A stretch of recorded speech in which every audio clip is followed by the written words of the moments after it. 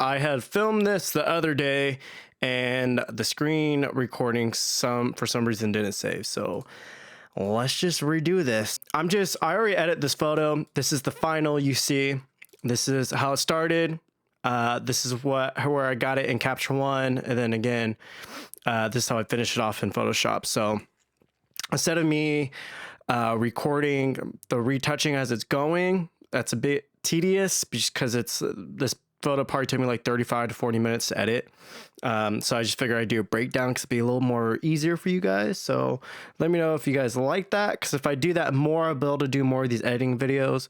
If not, they're going to be a little bit less. I'm just going to show you what I usually do off the bat. I mean, if this was just for Instagram, this might be going in my portfolio, but if this was just for Instagram, I would be going through my presets. These ones are available. I sell these ones, so pretty much how I edit, you can pretty much get the same look. But let's just go to 4. Let's go to our white balance. Let's just cool that off. Let's push the tint. Go, just lift the blacks. Or the contrast. Blacks went a little bit too high. So you see, you can get a pretty cool edit just off the presets, but I wanted to get a little more control over it. I mean, now going back and forth though, I kind of like my preset more than the final edit I end up doing. That kind of sucks, but oh well. So yes, you see this is the final or the original photo. And then Capture One, this is where I took it. So let's just take all these off and let me walk you through this. So usually on the background layer, I'm just going through and I'm making my corrections. You see the white balance is way at 2000 Kelvin. This is pretty much what it looked like in real life. So at 2000 Kelvin, since that light was so warm, I was able to cool it off and the rest of the lights go blue. So that's a cool little trick. I bumped the exposure up a little bit. This was shot in the XT3 at 640 ISO. So I just made a previous video talking about why I am selling my XT3 and I'm holding on to the GFX. And you can see for like social media use and any kind of digital use, if you're getting brand work, like this is totally fine. Like this noise in here, and I actually have noise reduction on. So let's put that to 50. So it's like neutral. So you see all this noise. Again, for any digital use, this is totally fine. But when you're working with brands that are doing print in-store ads or commercial work, or they're going to be cropping into photos and stuff, that's where you would need like a medium format or a higher megapixel camera. So yes, that's just again the reason why I'm selling my XT3, because I haven't been using it since I got the GFX. But you can see there's nothing going on. Let's go to layer 1, and layer 1, let's turn off, on, off, on. Basically what I was doing, I was going to the skin tone tool, but I wasn't using the skin tones. I go and I click on the blues and I even all the blues out. So that's a quick little trick to do that.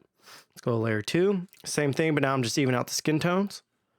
Layer 3, same thing, and I'm just evening out the greens. So that wasn't very necessary, but I mean, these greens over here and the greens over there was kind of bugging me. So now that green, this green, and those greens are all kind of put into one little flavor. And then also, let me just show you what the white tab and Capture One 20 does now. So you see you could do highlights, but that affects more of the image overall, and you can see like her chest is losing some of those highlights. And then when you just do whites, it's pretty much just getting like the top bits of the exposure. So it looks a lot more natural. Now let's open up what I did in Photoshop. All right, guys, so this is just the file straight from Capture One. I'm gonna turn on my retouching group, and you can see, we can zoom into that.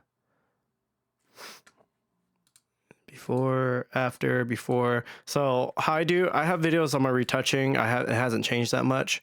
But I mean, we could just, so this is a frequency separation group. Within this group, I do dodge and burning. So you can see right here, this is all just dodging. So right here, you can see this is the mask, and I'm just going in with my tablet, my little Wacom tablet thing, pen tool, whatever it's called. And I'm going in and I'm just painting in over parts. So, I mean, we can, again, turn that off, turn it on. Let's look at her chest real quick. You can see there's little parts being brightened up, and on her face. So it's little parts just to even it out, just to balance it out. Now, you could go really overboard with this. So really, it's just, it takes time. I mean, even still to this day, I go overboard a lot of the times. Oh, got emails. And this is just another layer of dodging. Oh no, this is I painted in her lips to pop some more color in it. So you see, it's very subtle, but to me, it bugs me enough. And then this is airbrushing. So when I'm doing this, I'm getting my pen tool, I'm clicking down option and I'm sampling colors and I'm kind of lightly painting it in. You can go even more overboard with this compared to dodge and burning. You have to really, it takes a lot of time to understand what parts of the face need what kind of luminosity and shadows and stuff. And it also depends on how you lit the subject. So again, this was all just like run and gun shooting. So, yeah, I mean, really, I didn't really have to do too much of that. I probably could have feathered it off a little bit, actually. Yeah, I probably should have done that for the final photo. I upload to Instagram. So then this selector coloring is just balancing out the skin tones.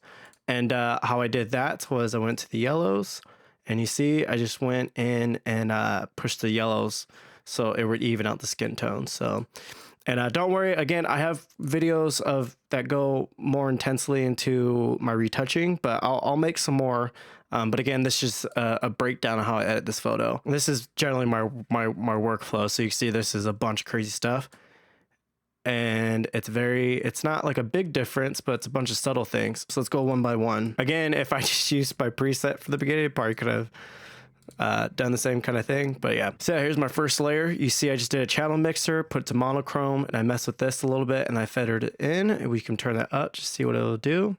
I painted out the yellow on the lips because I didn't want those to be desaturated at all, but you see just giving it a little more of a natural look. The curves one, this is a trick I always do. I put a curves layer, put it to overlay, I feather it down, then I push the blues and greens up, and you see it just adds a little bit of color contrast to the overall image. And then anytime you see this box, this is me feathering the layer off of the shadows or the highlights. So you can see if you hold down option and you click, you can see it's feathering off the shadows. Let's do it again, and then we'll just do the highlights. So you can see it's only affecting certain parts.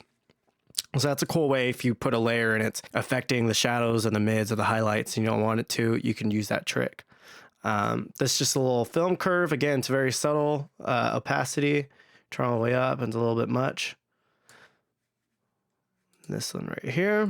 I'm just lowering the blues down in the highlights and lifting them in the shadows. Again, it's very subtle. Everything I do is pretty subtle, and that's why there's so many layers. So exactly what I just said, I just duplicated that layer just to get a little more punchy. Select the coloring. I'm just going, I'm refining the skin a little bit more and making it a little bit more fleshy tone rather than yellow. And the vibrancy, so I'm dropping the vibrancy down the highlights on this. Again, this is very subtle too. We could zoom into her face. And you can see like this little highlight and a little bit up here, it's just taking a little bit of the saturation out.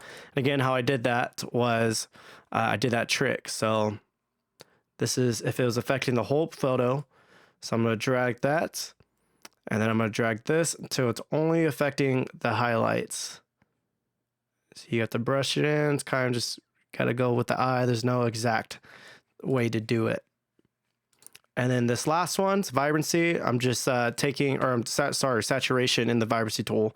Lower down the saturation and the same thing, but now I'm doing it in the shadows.